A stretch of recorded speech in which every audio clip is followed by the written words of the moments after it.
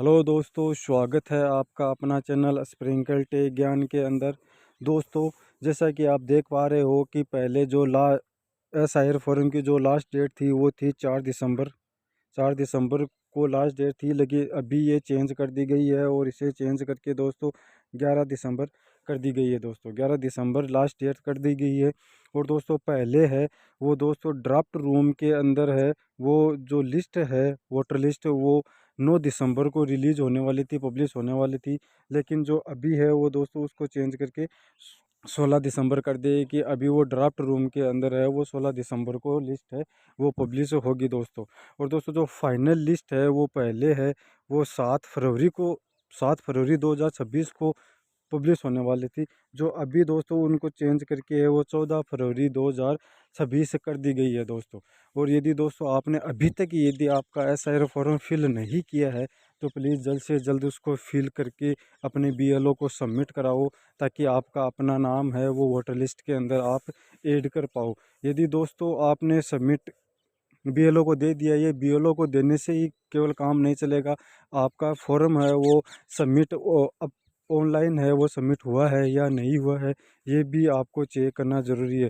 तो दोस्तों यदि ये आप चेक करना चाहते हो तो हमने इसके ऊपर पहले भी वीडियो बना रखा है, लेकिन अभी मैं आपको एक रफली आइडिया दे देता हूँ दोस्तों। इसके लिए दोस्तों आपको करना क्या पड़ेगा, इसके लिए आपको वोटर्स ईसीआई की वेबसाइट के ऊपर आना है, क्रोम ब्राउज़र खोलना है, क्रोम ब्राउज़र के ऊपर आपको सर्च करना है voters ECI.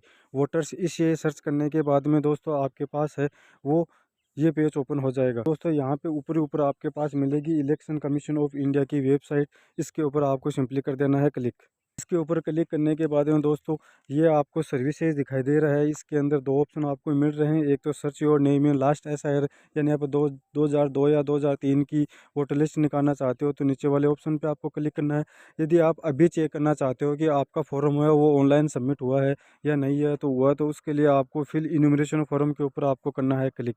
Fill enumeration form के ऊपर जैसे ही आप क्लिक करोगे तो आपके पास ऐसा पेज ओपन हो जाएगा। यहाँ पे आपको बेसिकली करना क्या है, यदि आपने पहले से ही अपना मोबाइल नंबर रजिस्टर कर रखा है तो आप लॉगिन करोगे, यानी यहाँ पे अपना मोबाइल नंबर और यहाँ पे कैप्चा कोड डाल के रिक्वेस्ट ओटीपी के ऊपर आप क्लिक कर दोगे। और यदि आपने पहले मोबाइल नंबर नहीं डाल रखा है तो आप साइन अप के ऊपर क्लिक करके अपने मोबाइल नंबर को रजिस्टर करोगे और उसके बाद में है आप लॉगिन करोगे। लॉगिन पे करने के बाद में दोस्तों आपके पास ओटीपी वगैरह आ जाएगा। ओटीपी फिल करने के बाद में दोस्तों आपके पास ये पेज ओपन होगा। यहाँ पे आपको है वो अपना स्टेट सेलेक्ट कर लेना है। स्टेट सेलेक्ट करते ही आपके पास ये पेज ओपन हो जाएगा। यहाँ पे दोस्तों स्टेट सेलेक्ट है, यहाँ पे आपको अपनी आईडी की है जो ईपिक नंबर है वो डाल देना है। और ईपिक नंबर डालने के बाद आपको बेसिकली सर्च वाले ऑप्शन पे क्लिक कर देना है। सर्च वाले ऑप्शन पे जैसे ही आप क्लिक करोगे तो आपके पास ये पेज ओपन हो जाएगा। यहाँ पे दोस्तों ये साफ साफ लिखा हुआ है कि your form has already been submitted, तो आपका फॉर्म है वो ऑनलाइन सबमिट हो चुका है, तो आपको घबराने की कोई ज़रूरत नहीं है। यदि आपको सबमिटेड का मैसेज आता है तो आपका ऑनलाइन सबमिट हो चुका है। यदि नोट सबमिटेड का आता है तो प्लीज़ आप अपने बीएलओ से कनेक्ट करो और अपने फॉर्म को ऑनलाइन सबमिट कराओ, ताकि आप अपना नाम है वो नई वोटर लिस्ट के अंदर ऐड कर सको दोस्तों। अभी दोस्तों हुआ क्या है कि नया नियम लागू है कि आपको 3 है वो डॉक्यूमेंट भी तैयार करने हैं दोस्तों। इसके लिए आपको करना क्या है कि यहाँ पे जो 11 डॉक्यूमेंट दिखाई दे रहे हैं इनमें से आपको 3 डॉक्यूमेंट की आवश्यकता पड़ सकती है। 3 डॉक्यूमेंट आपसे मांगे जा सकते हैं दोस्तों। इसके अंदर है कौन कौन से डॉक्यूमेंट है जैसो जैसे एक तो दोस्तों जन्म प्रमाण पत्र हो गया, पासपोर्ट हो गया, जाति प्रमाण पत्र हो गया, जो ओबीसी एससी एसटी और एसटी के लिए बनेगा दोस्तों, एक अपना मूल निवास हो गया दोस्तों, 10वीं की मार्कशीट या कोई कॉलेज या यूनिवर्सिटी का सर्टिफिकेट हो गया दोस्तों, परिवार रजिस्टर की नकल हो गई दोस्तों, सरकार के द्वारा दी गई ज़मीन या मकान के कागजात हो गए दोस्तों, 1 जुलाई 1987 से पहले सरकार द्वारा जारी जारी कोई भी पहचान पत्र या सर्टिफिकेट हो गया, सरकारी नौकरी का पहचान पत्र या पेंशन का कागज हो गया, वन अ, वन अधिकार प्रमाण पत्र हो गया दोस्तों, राष्ट्रीय नागरिक रजिस्ट्री हो गई दोस्तों। ये आप इनमें से कोई भी आपको 3 डॉक्यूमेंट है वो आपसे मांगे जा सकते हैं दोस्तों। को है वो ABCD थी 4 कैटेगरियों के अंदर डिवाइड कर रखा है। कैटेगरी के अंदर क्या है कि दोस्तों, एक कैटेगरी के अंदर है कि एक जिनका जन्म है 1 जुलाई 1987 से पहले हुआ हो और उनका नाम 2003 की वोटर लिस्ट में भी हो, यानी 1987 से पहले जन्म हुआ हो और 2003 की वोटर लिस्ट के अंदर भी उनका नाम है, तो उनको कोई भी डॉक्यूमेंट जमा नहीं कराना है। केवल उनको जो 2003 की जो वोटर लिस्ट है उस वोटर लिस्ट के अंदर जिस पेज के अंदर उनका नाम है, उस पेज की फ़ोटोकॉपी है वो अपने एसआईआर फॉर्म के साथ में सबमिट करवानी है दोस्तों। उसके बाद में दोस्तों बी कैटेगरी के अंदर क्या है कि जिनका जन्म है वो 1 जुलाई 1987 से पहले हुआ हो लेकिन उनका नाम 2003 की वोटर लिस्ट के अंदर नहीं हो। तो यदि 1987 से पहले है वो जन्म हुआ हो और 2003 की वोटर लिस्ट के अंदर उनका नाम नहीं है, तो उनको डॉक्यूमेंट के तौर पे जमा कराना है कि अपने जन्म तिथि या और जन्म स्थान को साबित करने के लिए कोई भी एक डॉक्यूमेंट जो अपने अभी 11 डॉक्यूमेंट देखे थे उनमें से जमा करानी है।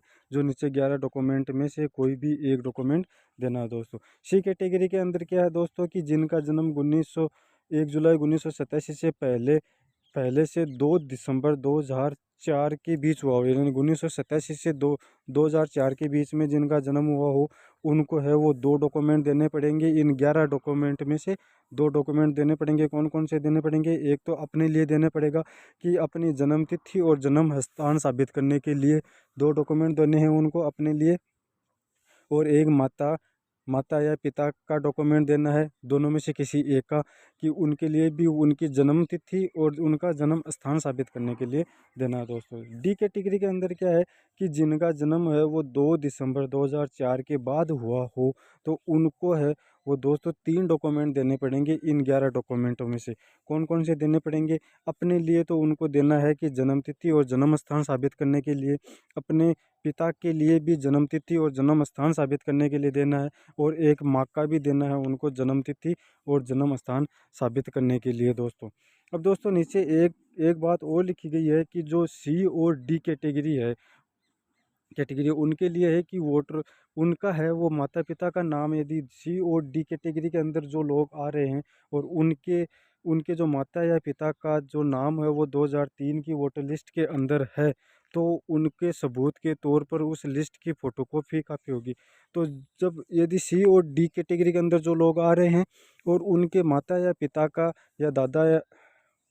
पिता का उनका जो नाम है वो यदि वो 2003 की या 2002 की वोटर लिस्ट के अंदर है, तो उनको केवल सबूत के तौर पे 2003 या 2002 की जो वोटर लिस्ट है उसका वो पेज की फ़ोटोकॉपी लगानी है जिस पेज में उनके माता पिता का नाम है। केवल ये ही काफ़ी है जो अपने एसआई फॉर्म के साथ में उसकी फ़ोटोकॉपी लगा के बीएलओ को सबमिट करा दो दोस्तों।